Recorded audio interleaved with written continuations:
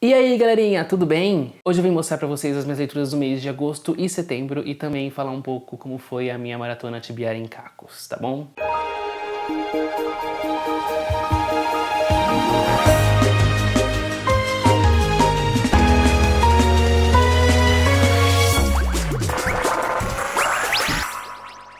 Em agosto eu li só 2 livros. Na verdade eu comecei a ler Azeitona no final de julho e aí lançou o quê?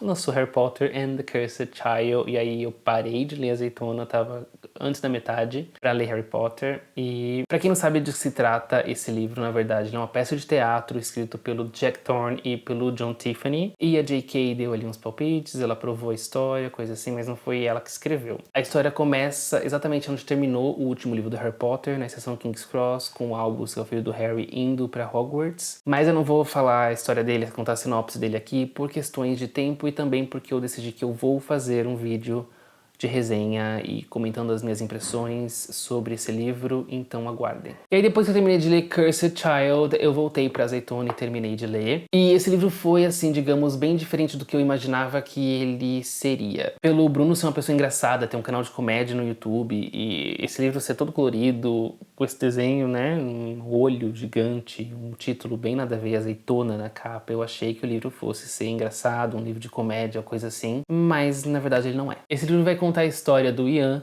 que cresceu criado pela irmã mais velha dele, e eles se dão muito bem, só que ele se sente em dívida com ela porque ela precisou abrir mão de várias oportunidades da vida dela pra poder cuidar dele. Mas um certo dia ele recebe um convite pra participar de um reality show sobre casais adolescentes que serão pais. O problema é que ele não tem nem namorada e muito menos uma que está grávida dele. E pra tentar ganhar essa bolada grana do prêmio do reality show, ele coloca o quê? Uma colega de escola dele que ele quase nunca conversou na vida e mete ela na jogada. Ela, no caso, se chama Emília e ela só aceita participar dessa farsa porque ela também tá precisando do prêmio para poder sair da casa da mãe, porque ela tem sérios problemas de convivência com ela. Eu achei a premissa do livro bem interessante, esse negócio de reality show. Tinha tudo para dar muita merda, ser super engraçado, mas o Bruno decidiu ir para um outro caminho ali e focar mais nas relações familiares dos personagens e dos amigos deles do que focar mais no reality show. E não que a história seja ruim, ela não é, pelo contrário, eu adorei a história, adorei a escrita do Bruno. Foi mais o fato mesmo de quebra de expectativa que eu achei que ia ser um livro mais engraçado e não foi, só isso mesmo. Depois em setembro eu li O Circo Mecânico Tresote da Genevieve Valentine, da editora Darkside, nessa edição lindíssima em capa dura. Na verdade, eu vou confessar que eu comprei esse livro pela capa, porque eu não sabia nada da história do livro. E eu também não vou contar a sinopse dele agora, porque eu vou fazer uma resenha desse livro também. Ainda não sei se esse mês ou mês que vem sai a resenha dele. Mas basicamente conta a história de um circo, onde as pessoas, os malabaristas, as trapezistas,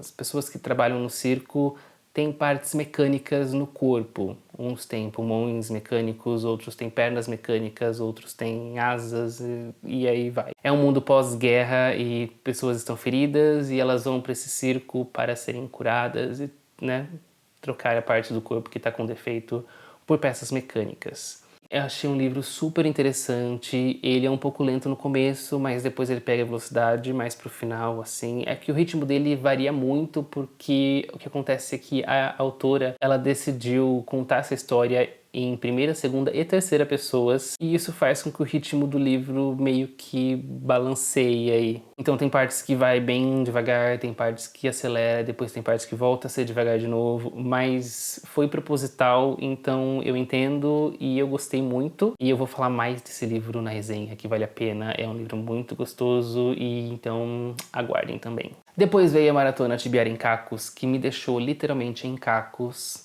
porque a minha meta era ler o que? 80 páginas por dia.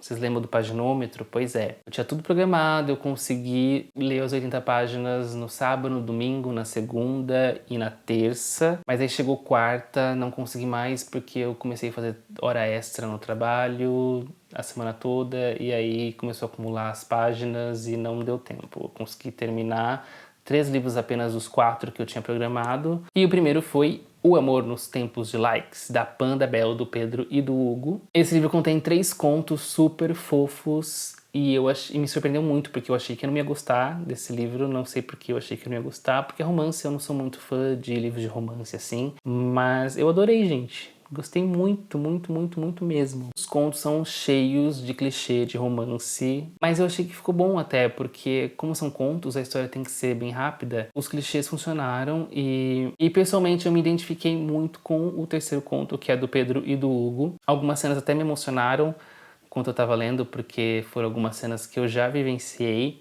Então eu gostei muito desse livro, recomendo muito. Se você gosta de romance, é uma ótima pedida. Pode ler que você não vai se arrepender. Depois eu passei por um outro conto, que dessa vez é da Rainbow Rowell, chamado Kindred Spirits, que vai contar a história de uma garota nerd que vai passar ali, acampar numa fila do novo filme de Star Wars, que no caso é o Despertar da Força, que lançou ano passado. Só que chegando lá não é nada como ela achava que fosse. Só tem 3 pessoas na fila contando com ela. E ela passa vários perrengues, porque ela precisa dormir no frio, ela precisa achar modos de ir no banheiro à noite, ela precisa passar o tempo com esses 2 caras sem usar o celular, porque ela tem que economizar bateria. E ela não conhece os 2 caras, ela vai conversando, fazendo amizade. E o final desse livro é extremamente engraçado. Eu adorei o final desse livro, meu Deus do céu. Rainbow Rowell, rainha, escreve muito, louco, ansiosíssimo pra ler tudo que essa mulher escreve, porque sim. E depois eu li o livro mais viajado que eu já li em toda a minha vida, que foi O Guia do Mochileiro das Galáxias, do Douglas Adams.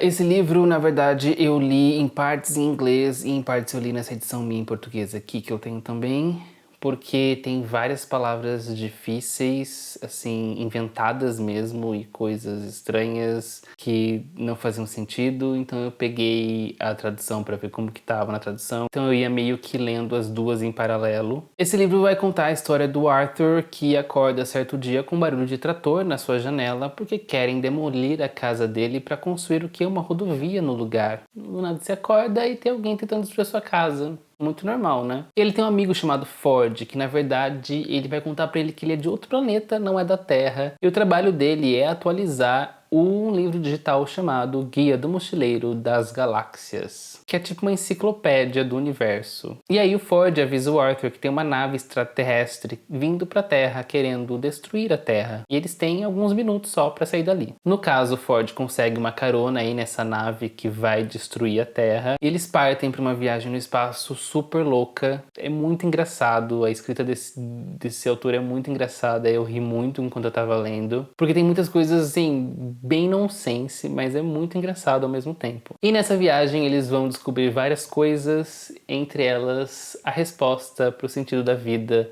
do universo e tudo mais. Então, se você quer saber o que é também, leia esse livro, é muito bom. Depois eu assisti o filme também e eu gostei, de 2005. Tem gente que não gostou, mas eu gostei. O filme é mais sem noção ainda. Então é isso, gente. Essas foram as minhas leituras de agosto e setembro. E o livro que não consegui ler na maratona vai ficar para esse mês. E eu espero que vocês tenham gostado do vídeo. Muito obrigado por assistir até o final. Me adicione nas redes sociais, dá um joinha aqui embaixo, se inscreva no canal se ainda não é inscrito. E a gente se vê no meu próximo vídeo. Tchau!